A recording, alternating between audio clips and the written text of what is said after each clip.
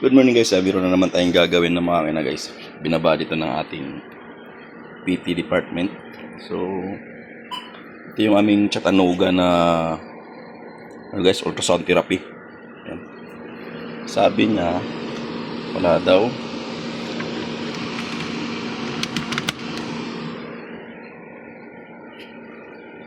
Wala daw siyang energy guys. Okay naman yung display. So actually guys, ito yung mga common issue lang nito sa mga ganitong machine guys, yung probe. Yung probe din ng common issue lang lagi nito. See? Ayun guys, oh. Sabi niya, wala daw siyang, pag in-start ko, lagyan muna ako na intensity. Continuous tayo guys. So sabi ng user guys, kahit naka ano na siya, wala siyang energy. Kahit lagyan ko pa siya ng gel.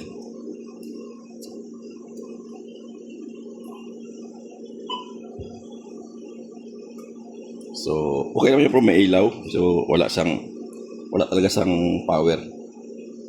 Kahit itaas ko pa yung energy niya, wala talaga akong naramdaman guys. So okay naman yung ating probe, may ilaw. So wala siyang power guys. Pero makita mo naman yung ano niya. So nag-ano siya na mayroon siyang ano. So pero wala talaga akong naramdaman. Saka mayroon akong naririnig na umaalog dito sa ano. Ayun. So may problema to sa ano guys. Tayin natin ating probe.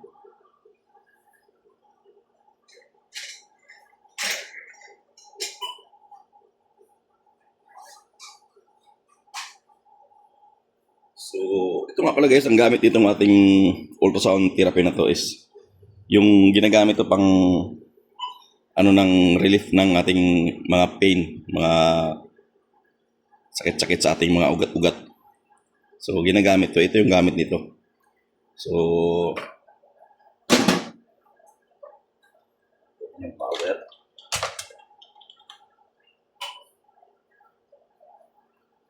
So, tanggalin natin yung ating ano guys, probe kasi may naririnig ako. So alam ko common issue lang nito guys is probe. Ayan, ayun o, ay putik na yan, may natanggal na coil. So ayan o. So ganito ka ano yung ating mga user guys. So ito lang yung mga common issue to guys, yung ano ito. So i-repair na lang natin yung ating probe. Tsaka i-check natin tong, pero okay naman siguro tong ano natin. Yan. So ito lang kasi yung mga common issue nito, mga machine na to. So i-repair na lang natin yung ating probe. Kasi may natanggal na coil. So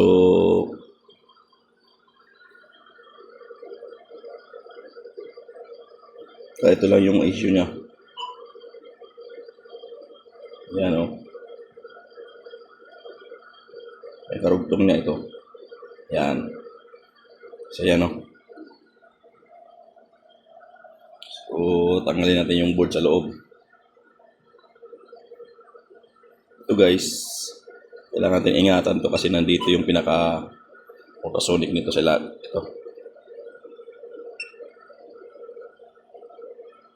Ito guys, napapalitan to. Meron tayong nabibili na ganito, parang tip. So yan. Ito meron tayong nabibili nito. May spare ako na ganito guys. Okay. So kunting ingat lang kapag nagtatanggal tayo nito. Kasi ano. So napaka sensitive to guys.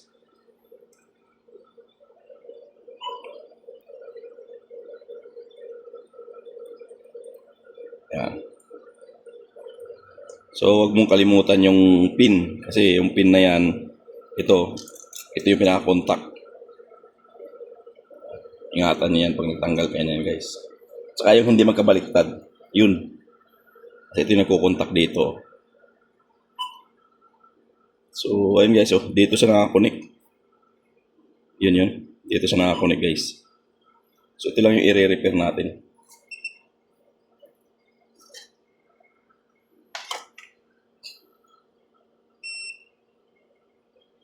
So, nare-repair tong mga ganito guys, mga board na to. Pag nasisira. Pero common issue lang talaga nasisira nito guys. Itong yung pinaka-vibrate ultrasound ano niya. Tip. Ito. Ito bago na nga to. Hindi na to original. Oh. Meron ng ano. Hindi na to yung original na nakabit dito. Pinalitan na to guys. Ayun. So, gagawin natin. I-resolder natin yung ating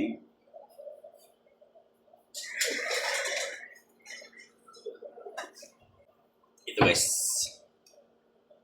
I-resolder tayo ng coil. So, sana ito lang yung problema niya.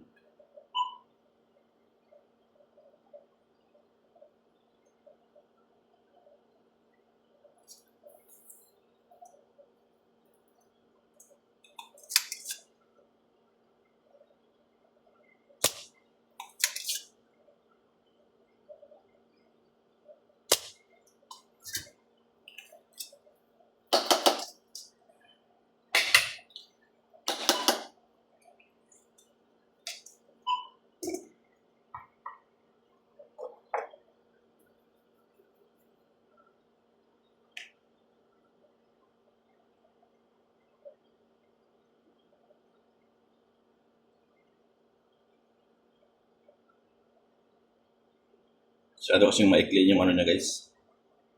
Yung ano niya. Yung pinaka ano niya, coil. Kaya siguro nahuhugot. Saka hindi nila nilagyan ng ano, dikit. Ano, maikli. Ito pala guys, ang dikit niya. Yung pinaka nasa gitna. Medyo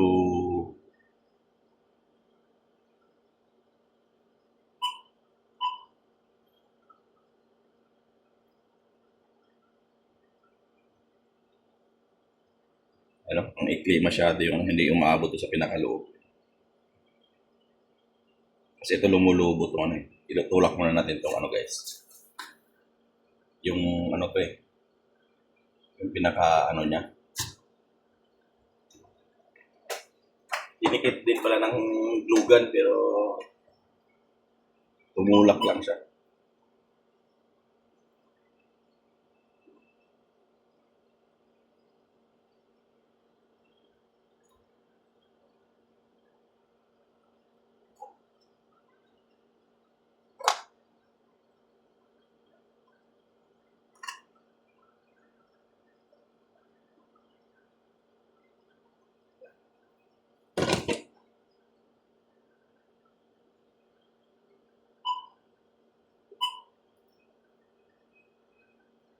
Kaya pinakadikit na yung glugan sa gitna. Ito mulak.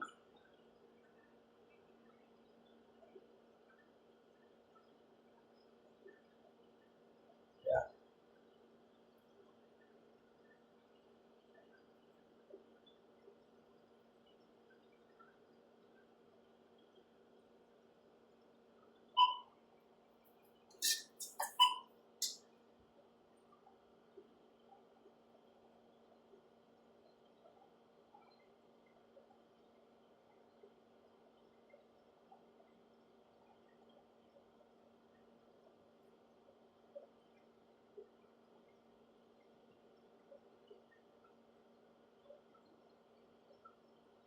Yun. So, natin dito kung meron siyang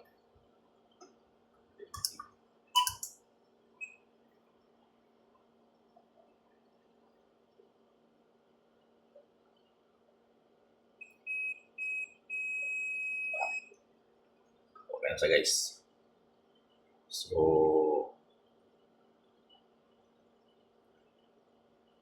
Kailangan natin ng lagyan ng glue. Dugan. Para hindi siya ano guys, matanggal.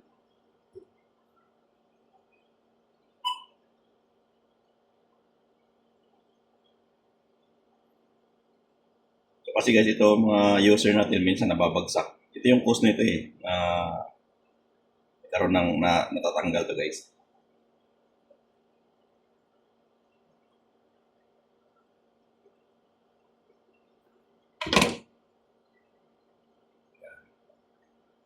Para hindi natin tatanggal guys. Yeah. Sibling matanggal ka pa. Yeah.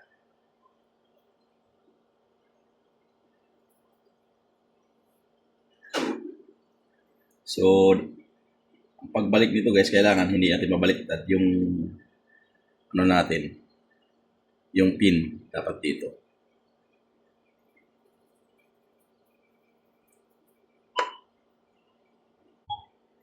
So, minsan naman guys, ang issue, ito, yung mga wire dito napuputol yan. Ito, dinugtong na nga lang to. Dinugtungan na lang to.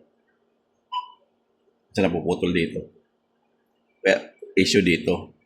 Kaya ang gagawin mo guys, ilain mo to. Pasok. Kasi dinugtungan na lang ng wire. Tulad ng ito. Dinugtungan na lang to eh.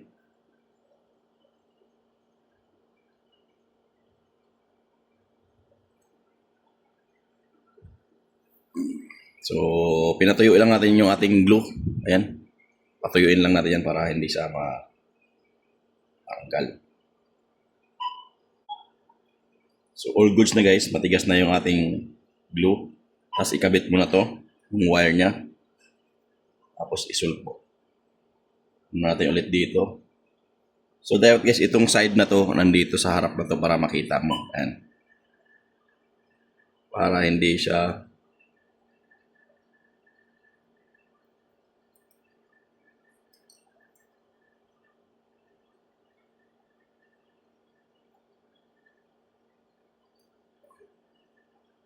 yan. Ayan guys, oh. So, ayun na siya.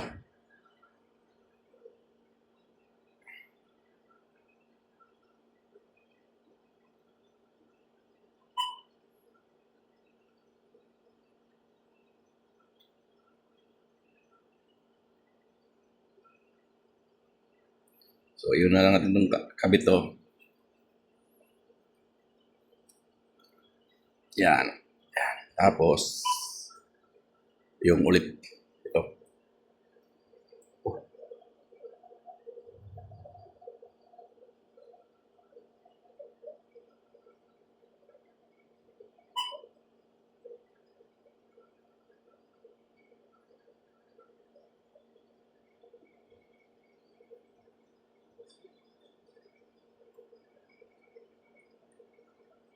Yes. Mm. Now I got to they said No problem. Just leave it for them. he's coming tomorrow. Okay, no problem. Who's the one signed already? Pali only? Still, Yes, only this one. Majid signed already? How about Ervin? No, his duty finished early, right? Yeah. I didn't saw. Okay. Maybe tomorrow morning, I take from 5, I can do this day. No problem. No. It's okay, no problem.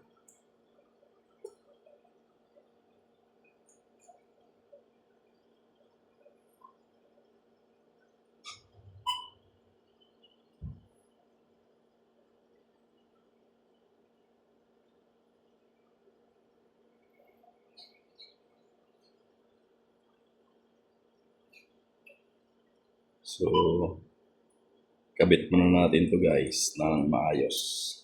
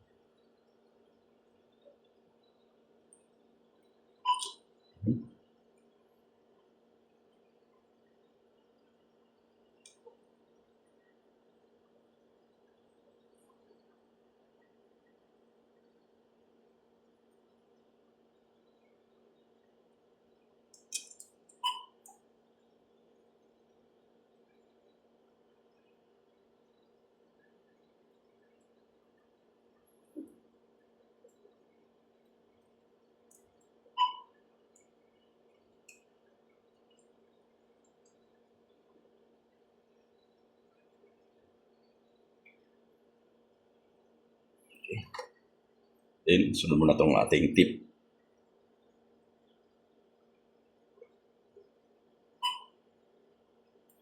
Kailangan guys yung tip natin naglalaro yan. Oh.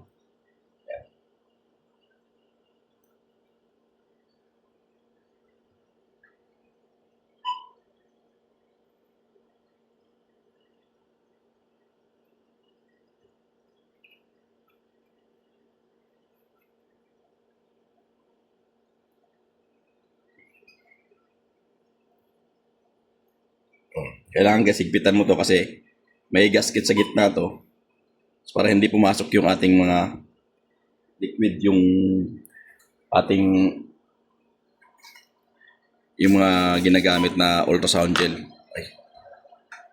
So, linisin lang natin.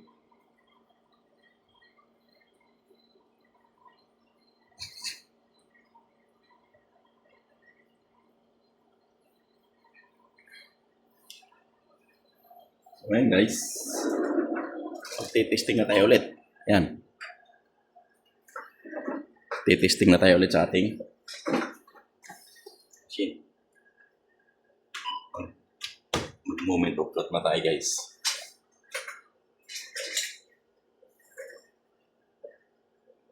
Yan.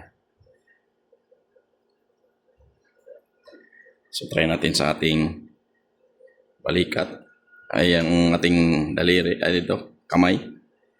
So continuous lang tayo para malaman natin yung ating intense power. Lagyan mo natin ng energy. Ito guys, time yan kung ilang minuto mo siya ititrip. So 1 MHz, pwede ka rin magpalit niyan. Yung time, pwede mong baguhin. Mamimili ka rin dito ng ano natin, yung pulse, kung continuous. Ay, nakapag ano na pala ako. So maglagay tayo ng konting gel dito sa ating kamay. Para, kasi wala namang simulator to guys. Sarili natin yung ginagawang simulator dito. So, start. Yan. Uy, puta. Yan guys, oh. Naramdaman ko na. So, meron na. So, kahit ano lang yan guys, oh. 0.2 lang yan. Yung ano niya. 0.2 lang yung energy niya. Pero naramdaman ko na yung, ano guys, yung, yung daliri ko. Yan. Pang ano sa ugat to guys.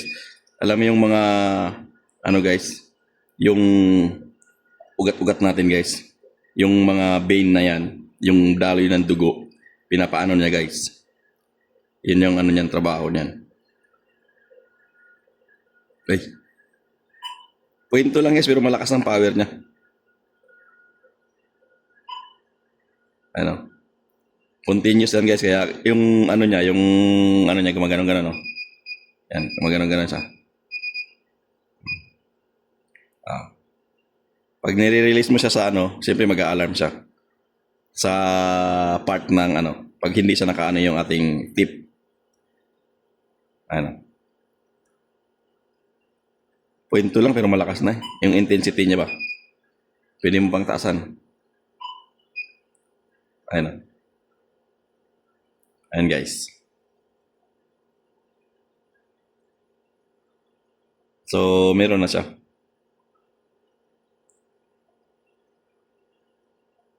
Start natin. So, ganun lang guys. Ganun lang yung ano niya.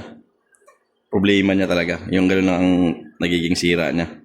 Natanggal lang yung pinaka-coil niya na parang ano yun. Yung pinaka-coil niyang board niya rito.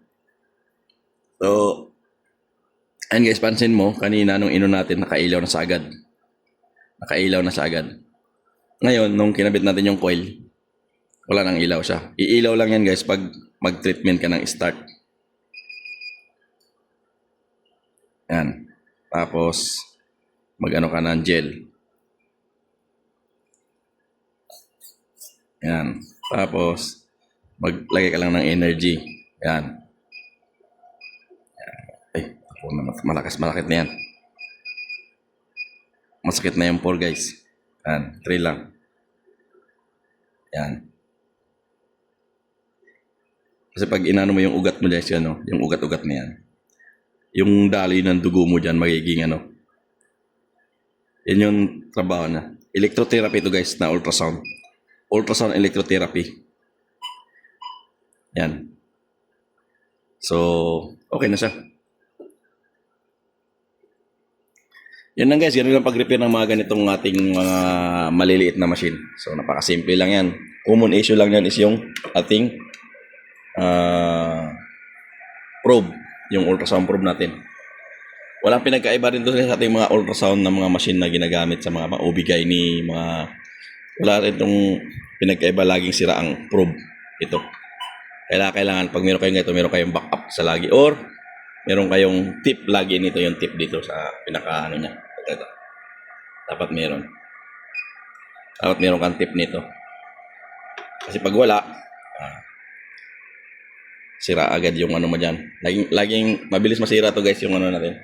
Ito. Pag hindi na ingatan. Kasi pag nabagsak to ng user, matik yan guys, sira yung ating ultrasonic, ano kasi to eh. Parang piezoelectric. Ito guys, yung tip na to, yung sa loob, yung parang piezoelectric na contact. Ayan yung nagtatransmit ng energy, intensity power dito.